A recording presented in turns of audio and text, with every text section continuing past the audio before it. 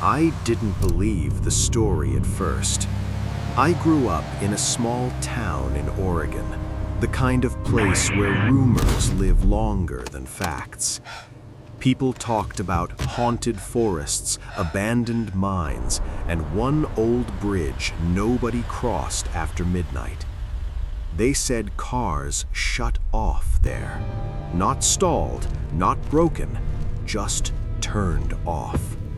Every system dead at the exact same time. I laughed it off for years, until the night my car did it too. The bridge sat just outside town, stretching over a narrow river that barely moved. During the day, it looked harmless. Old steel beams, cracked asphalt, faded warning signs nobody read anymore. But at night, the air around it felt heavier, like the dark pressed closer there than anywhere else. Locals avoided it. Truckers took the long way around. GPS systems often rerouted drivers for no reason. I crossed it hundreds of times before anything happened. Then came October 17th, just after midnight. I was driving home from a late shift. No music, no traffic. The dashboard clock ticked over to 12:01 a.m. as my headlights touched the first metal beam of the bridge. That's when the engine died. No sputter, no warning. The dashboard went black, the headlights vanished, the radio cut mid-static. Silence swallowed everything. The car rolled forward a few feet before stopping completely. I sat there gripping the steering wheel, listening to my own breathing. My phone had no signal. The screen wouldn't turn on. Even the emergency flashers were dead. That's when I noticed how quiet it was. No wind, no insects, no water beneath the bridge. Like the world had paused. Then I heard footsteps. Slow, heavy, measured. They came from behind my car. I checked the mirrors. Nothing. Just darkness so thick it looked solid. The footsteps stopped right behind me, close enough that I could feel a presence through the seat. Someone leaned toward my driver's side window. A man's voice spoke calmly, too calmly. "Don't look at the river." My heart slammed against my ribs. I asked who he was. He didn't answer. Instead, he whispered something that made my blood turn cold. "You're not the first one tonight." I didn't turn around. Every instinct in my body screamed not to look at the river, not to look at the man, not to move at all. My hands were locked on the steering wheel, so tight my fingers went numb. The footsteps started again. They moved past my car, slowly, deliberately. I watched through the windshield as a shadow crossed in front of my headlights, except the headlights were still dead. The shadow existed anyway, darker than the darkness around it. He stopped near the edge of the bridge. "That's where everyone looks first," he said, his voice drifting back to me. "That's where they make the mistake." I asked him what mistake. For a moment, he didn't answer. Then the river beneath the bridge made a sound. It wasn't flowing water. It was breathing. Deep, wet, patient. Against my will, my eyes dropped to the passenger side window. The river wasn't empty. Cars sat beneath the surface, stacked at impossible angles, headlights glowing faintly underwater. Some looked new, others were rusted shells from decades ago. Doors were open on a few of them, and inside, people, still strapped into their seats, faces pressed against glass, eyes wide open, watching. The man sighed. "They all stalled here," he said, just like you. The dashboard clock flickered back on for half a second, 12:02 a.m., and none of them left the bridge the same way they arrived. I tried the ignition. The moment my fingers touched the key, the man shouted, sharp and urgent, "Don't!" Too late. The key turned easily, but instead of the engine cranking, the sound that came back wasn't mechanical. It was wet, thick, like something turning over inside a chest instead of under a hood. The steering wheel vibrated. The man moved fast then, faster than he should have been able to. He appeared beside my window without footsteps, his face finally visible in the faint glow of the river below. He looked burned, not scarred, charred, like he'd been pulled out of something hot and never fully escaped it. "At midnight," he said, breathing hard, "this bridge doesn't belong to the road." The car shuddered again. The radio burst to life on its own, but no station came through, just overlapping voices, men, women, children, crying, begging, whispering directions that contradicted each other. Engines shut off because they're invited. Power dies because something else wakes up. I asked him what the bridge wanted. He looked down at the river, then back at me. "Wait," he said. "Regret. A reason to stay." The temperature dropped so fast I could see my breath. The metal beams above us creaked, stretching as if the bridge itself was adjusting its grip. From beneath the bridge came a loud splash, then another. Shapes moved in the water, climbing upward, dragging themselves along the support beams. Pale hands wrapped around steel, fingers bent the wrong way. The man leaned close to my ear and whispered the words I still hear in my sleep. "If your engine turns back on," he said, "don't thank God." The man stepped away from the car and stood in the center of the bridge, right where the yellow line used to be. I realized then that I couldn't see his feet clearly. The darkness swallowed them, blending him into the road like he belonged there. "You want to know who I am?" he said, as if reading my thoughts. I nodded, afraid to speak. He took a slow breath, then pointed toward the river. I was the last person who tried to jump. My stomach twisted.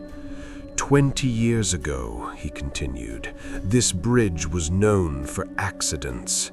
People blamed ice, fog, bad turns, but the truth was simpler. The bridge listens. The voices from the radio softened, turning into whispers that sounded almost respectful, like they were waiting for him to finish. "I didn't come here to die," he said. "I came here to stop thinking, to stop hurting." The river beneath us rippled, reacting to his words. When my car shut off, I panicked. I got out. I walked to the edge. He looked at me then, his burned face cracking into something like regret. And the bridge gave me a choice. The shadows gathered closer. The hands below paused, gripping the steel beams. "I could go back," he said, "or I could stay and help it collect." I asked him why anyone would choose to stay. His answer came immediately. Because the bridge doesn't let you leave empty. The clock on my dashboard blinked again. 12:04 a.m. And some of us owe more than others. The bridge had rules. That was the first thing the man made me understand. Not laws written anywhere, not signs. Rules the bridge expected you to follow, the way fire expects you to burn and water expects you to sink. Everyone who survives breaks at least one, he said. That's why survival never looks the same twice. He raised one scorched finger. Rule 1, never leave the car unless the bridge tells you to. My door handle twitched on its own, just a fraction of an inch. I froze. Rule 2, he continued, don't answer voices coming from the river. They know your name, even if you don't tell them. Right on cue, something below whispered my full name, clear and slow, like it had practiced saying it for years. My throat locked shut. Rule 3, he said quietly, if your engine turns over before 12:07, you drive forward without stopping, no matter what you see in the road. The radio crackled again. This time, one voice came through clean. We can get you home. The man stepped closer, urgency bleeding into his voice. And the last rule, he said, never look behind you once the bridge decides. The metal groaned beneath us. Behind my car, something heavy took a step. I didn't turn around. Every muscle in my body burned with the effort of staying still, of not looking back at whatever had stepped onto the road behind me. The bridge seemed to hold its breath with me, the metal humming low, like a warning. The man's eyes followed something over my shoulder. His face drained of what little color it had left.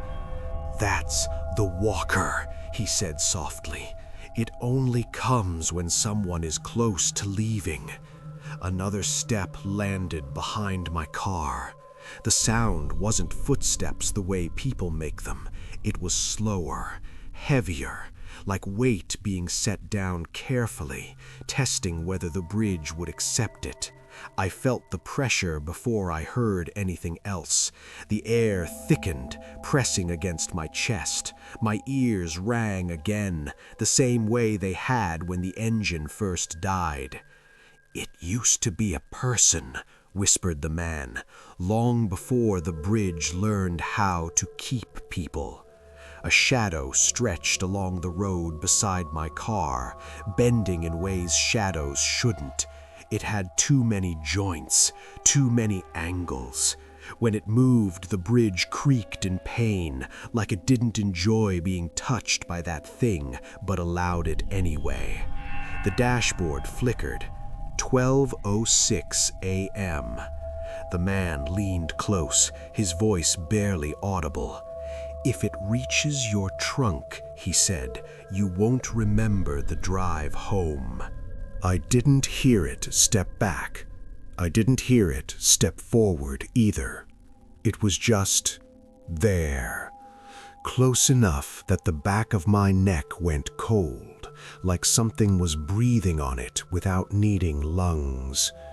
The man straightened slowly, his eyes fixed on the road behind me. It's deciding, he said. I asked him what it was deciding between, whether you leave whole or light. The word sat wrong in my head. The dashboard flashed again. 12:06 a.m. The engine coughed once. Hope surged through me, sharp and dangerous. The man shook his head. That's not mercy, he said. That's bargaining.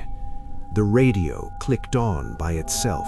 A familiar voice filled the car, my mother's voice. She sounded exactly like she had when I was a kid, calm and worried at the same time. You've been gone too long, she said. Just come back. My hands trembled. I hadn't heard that voice in years. Behind me, the walker shifted. Something brushed the trunk. Not a hand, more like a memory trying to decide where to rest. "If you let it touch your car," the man said quietly, "it takes what you don't protect." I asked him what people forget. He didn't answer right away.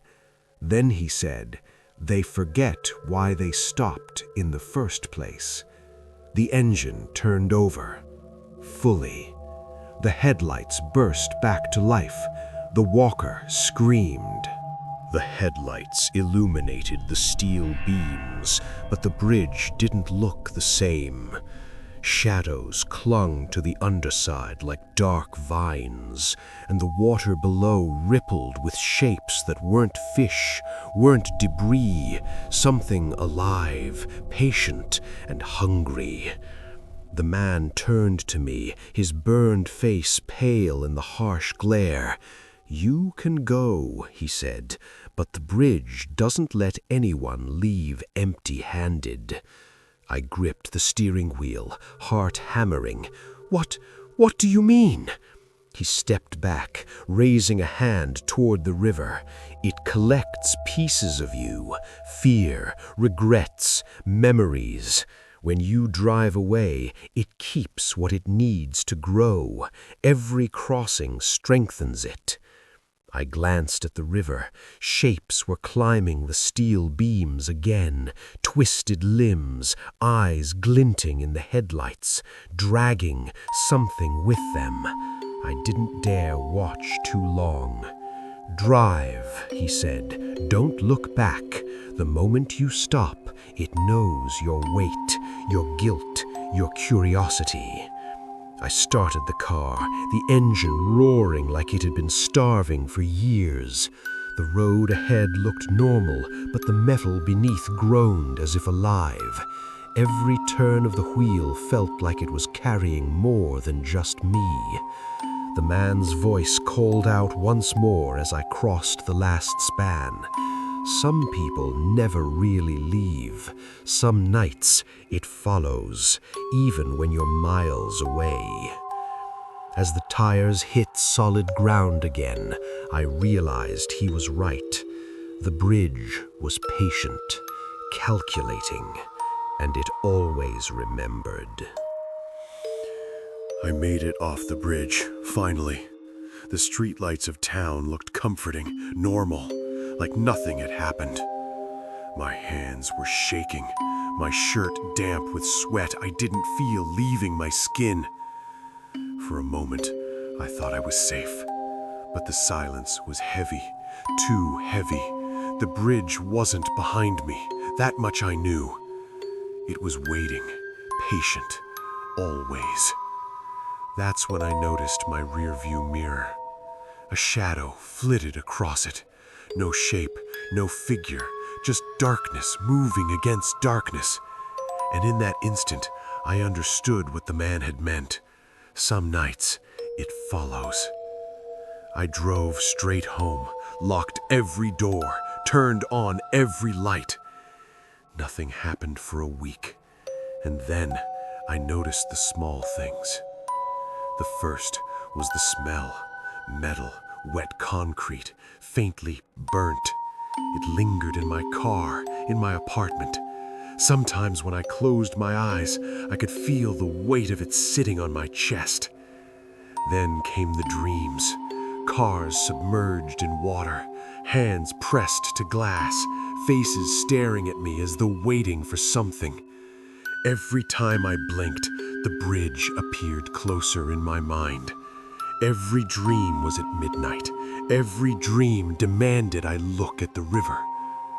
I learned the truth of survivors. They leave, yes, but the bridge doesn't forget. It marks you, collects pieces of your soul anyway. And some drivers, years later, vanish entirely. Sometimes they cross a different bridge, sometimes the same one. The bridge chooses. I never told anyone. People wouldn't believe me, but I know now. Some bridges are patient hunters. They wait. They know exactly who will drive across them next. And when your curiosity wakes, it will call you back. The 10th night after I crossed, I received a text.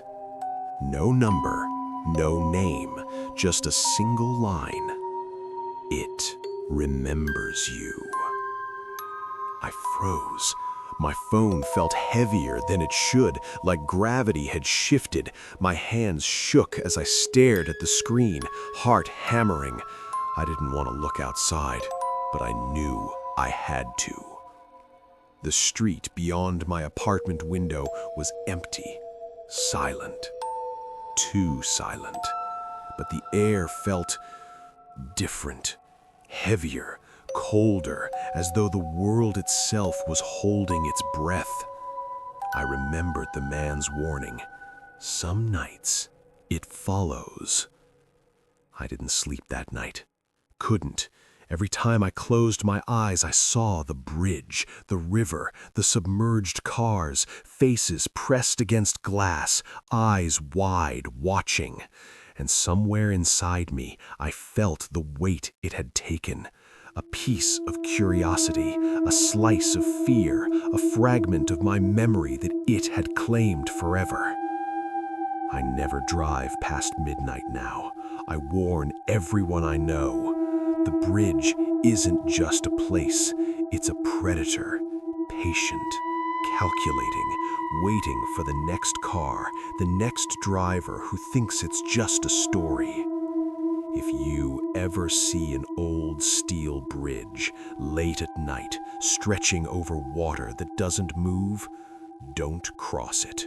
Don't listen to the whispers. Don't glance at the river. If you do, it will learn your name, and it will wait. Because the bridge doesn't forget. It never forgets. And some nights, it follows. Thank you for listening to this story. If it chilled you more than you expected, subscribe and like, because the next story is already waiting, and it's only one step away.